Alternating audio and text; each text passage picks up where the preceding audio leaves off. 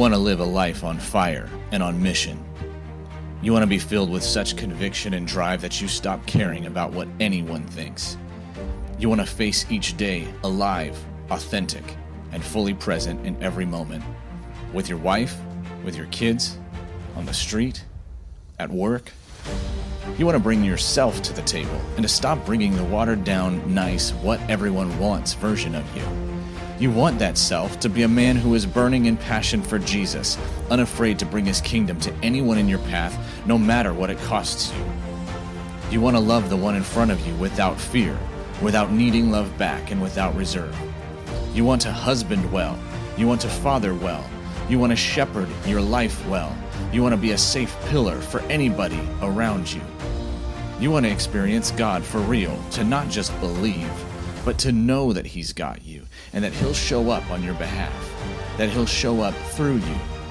You want to get to the end of your race and say, yep, I gave it everything. Jesus, you know I'm all in.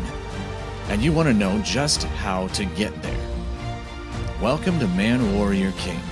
I'm your host, Matt Hallock. Congratulations. You're among the violent taking the kingdom by force. You're among the chosen answering the call to rise above yourself. You're in the forge being stripped down and strengthened, and you will rise stronger, solid, unshakable. You are a man. You're a warrior. You are a king. Welcome, and thank you for joining me for the Man, Warrior, King podcast. I'm Matt Hallock, your host, and this is episode 1. I wanted to talk for a bit today about a man's perceived need for his wife to be strong for him. I think we men, many of us, unfortunately, have entered into our marriages with a very damaging, life-draining view of our role, of our wife's role, of what marriage is supposed to look like. And I think the problem stems from who knows how long ago, but it stems from us, we men, not knowing who we are. Not knowing what our mission on this earth is, and not knowing what it means to be a good man, to be a spirit-filled man, to be a man who is running in service of the King. We don't know. And the reasons are many, and that's not the point of this podcast. But the truth is, many of us get married before we realize who we are and what it means to be a man. We get married in the bodies of men, but often with the mind or the heart of a boy. And at the beginning, it's not such a big deal because we're all so starry-eyed with each other, husbands and wives, that kind of covers up this underlying unhealth, this underlying recipe for codependence.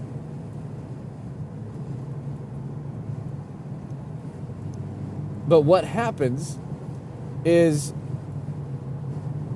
we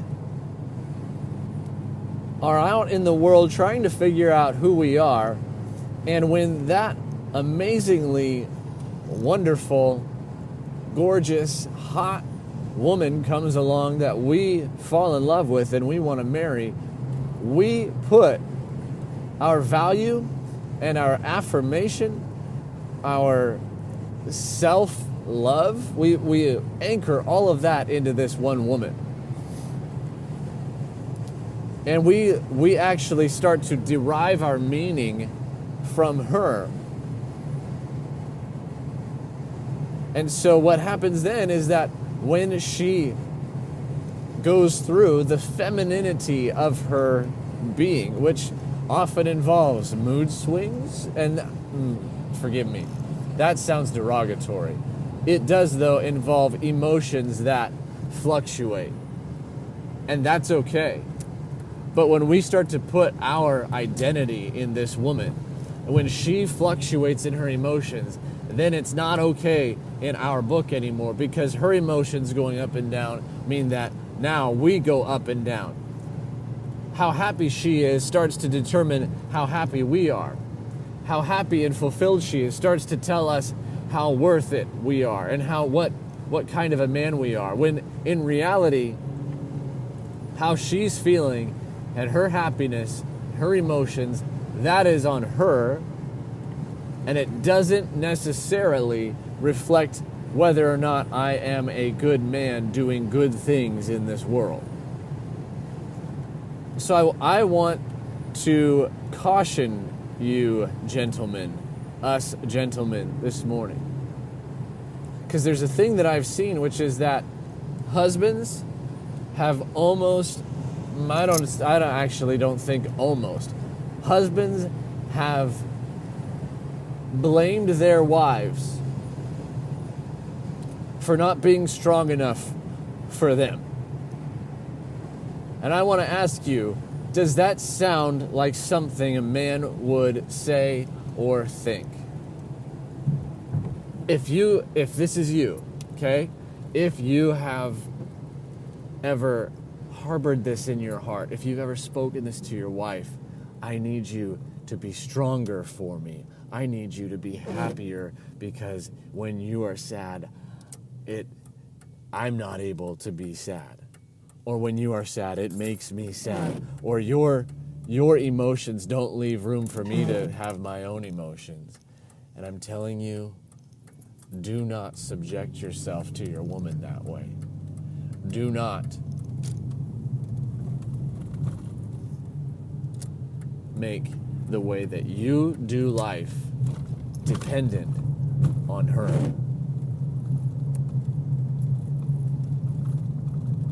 I'm going to ask you again, does that sound like a man? I need you to be stronger for me. Would any of the men that you wish you were born as have said that? James Bond, Indiana Jones, any of the ancient Brad Pitt characters, or Hugh Jackman's Wolverine. Would anybody say to their wife, I wish you were stronger for me? No. You wouldn't catch them saying that at all. Because you know what? That is not what we men do. As a husband, it is your role to be solid. And that doesn't mean that you can't feel, but it means that in the middle of feeling up, down, depressed, discouraged, angry, whatever, you master your emotions, and you do not let them rule you. And you do not let them pull you on a roller coaster that matches the emotions of your wife. And I'm going to tell you this. Her having her own emotions and letting them out and wearing them on her sleeve and being what we might think of as irrational, that's actually okay for her to do, but it is not okay for you.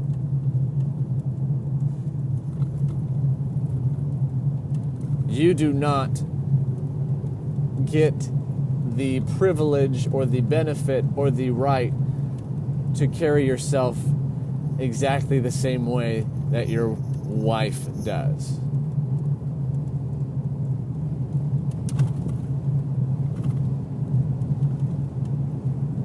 It is your role to be strong and anchored, because she needs an anchor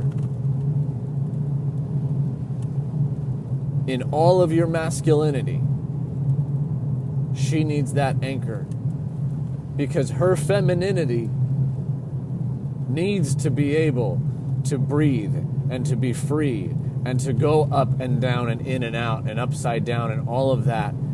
And it will not do good things for your marriage if you try to anchor her down and tell her, no, you have to be strong and solid like me. And it will not do good things for your marriage if you match her and you start flip-flopping around all over the place. Don't blame her for how crappy you're feeling. Own it. And you take charge of your own feelings. You take charge of your own thought processes. That's not her fault. And the more you go to her and beg her to please be happy so that you can be happy, the less connected, the less attracted,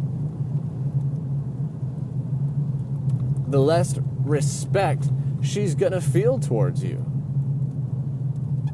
A feminine woman is not attracted to a man who needs her in order to be happy. A feminine woman is attracted to a man who's going to be the way that he is going to be no matter what. Who's going to be the way that he has chosen to be no matter what. Who, in spite of all of her ups and downs and, dare I say, irrational things that she wants to say from time to time, she's attracted to a man who is not swayed from his course.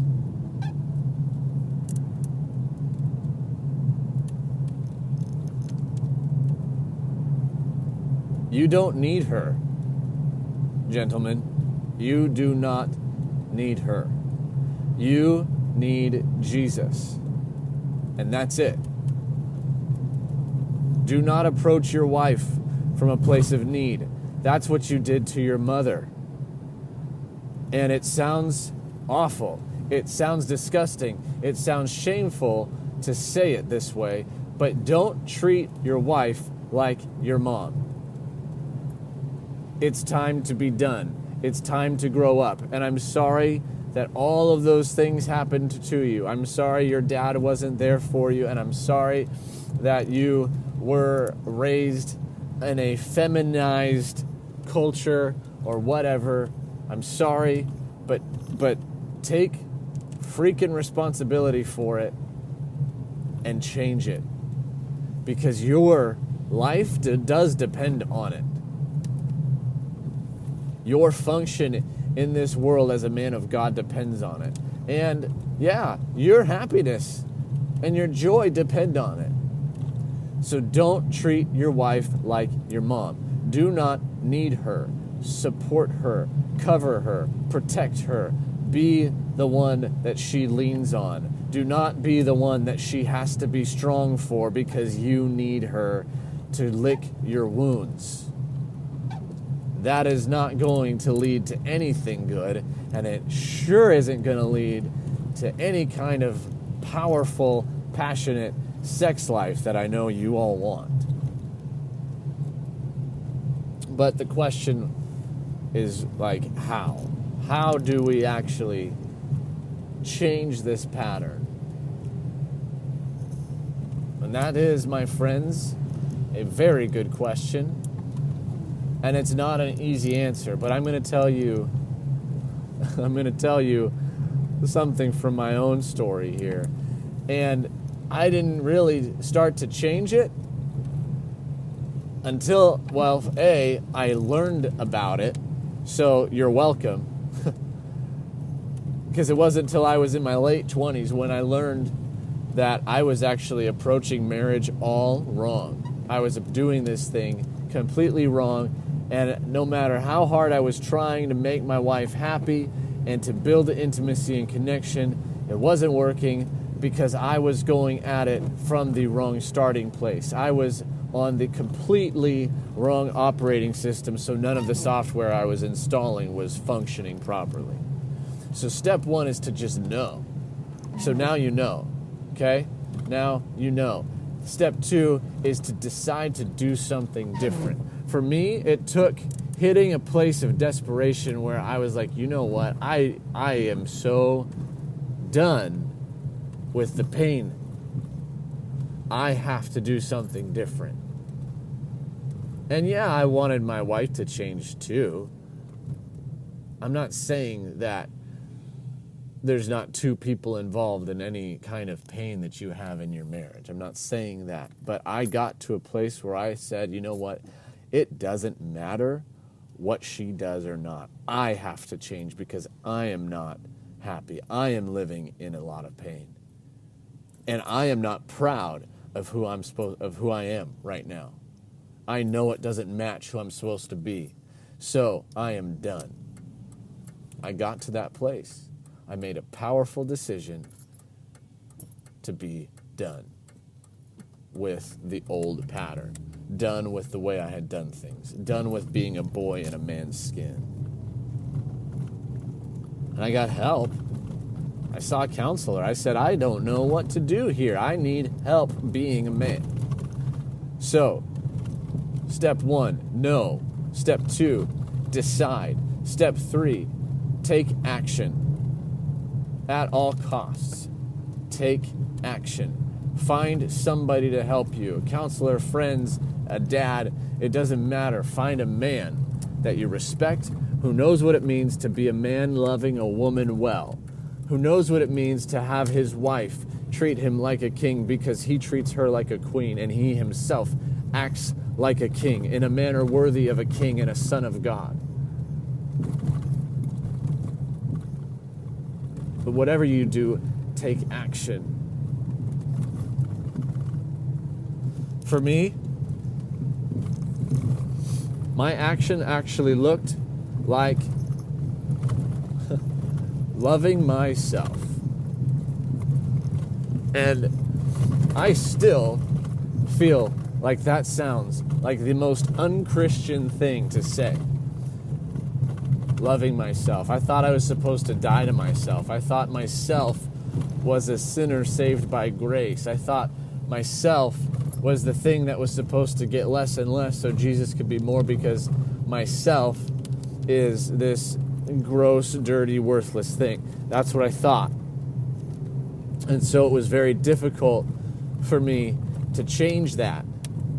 But living in that place meant that I had no value for my own thoughts. I had no value for who I was as a man. So I had to get that value from my wife, which is not gonna be okay. If I don't like who I am and I don't have a high view of myself, then I need somebody else to give that to me so I can function properly. And then my wife actually doesn't have that high view of me because I'm approaching her from the complete wrong standpoint. And so I learned that I had to get my thoughts to match God's, because God actually says that I'm amazing. God actually says that I rule and I reign with him. He actually says that I have a place of honor and I am worthy of respect, and that my thoughts are his. I have the mind of Christ. So my thoughts and opinions are good. And so I don't have to walk around afraid of myself and apologizing all the freaking time. I can own who I am, own what I say, own what I think, and take whatever fallout comes from it. And take whatever conflict comes from it. But at the end of the day, I can walk around with my head held high because I know who I am. And knowing who I am means that I can love more strongly, that I can love more passionately, that I can love with less fear of threat to myself, because I am secure regardless of what my wife thinks on any given day. And I would challenge you, gentlemen, to make this the starting place of your new way of thinking, the starting place of your action, to begin to love yourself. Not in pride, but in confidence. Actually, in humility, because now you're finally getting in line with what God has been saying all along.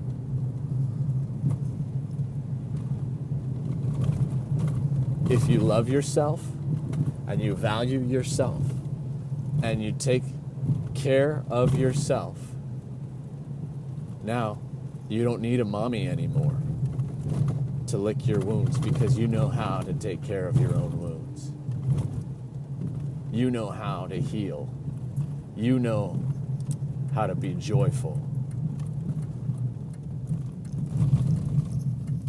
So you show up 110 freaking % every day. And you be a man for your woman. And she's gonna like it. She might resist you. She might not know what the heck you're doing, and she might get pissed at you sometimes. But you keep on going.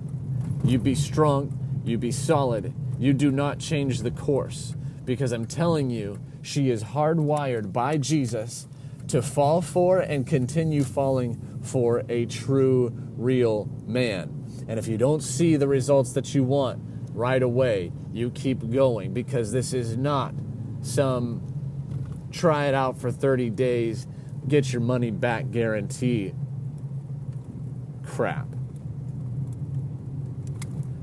You signed up for a lifetime of this, and you better do it right, because otherwise you're not gonna be very happy. I want good things for you, man. This is Matt Hallock signing off and thanking you again for being a part of the Man Warrior King community. If you want more, head over to manwarriorking.com. And please remember to take just a couple seconds to subscribe on iTunes and to leave a 5-star rating and a review so that more and more men can join us as we become awesome. You are a kingdom man. Go out, take more ground, push back darkness.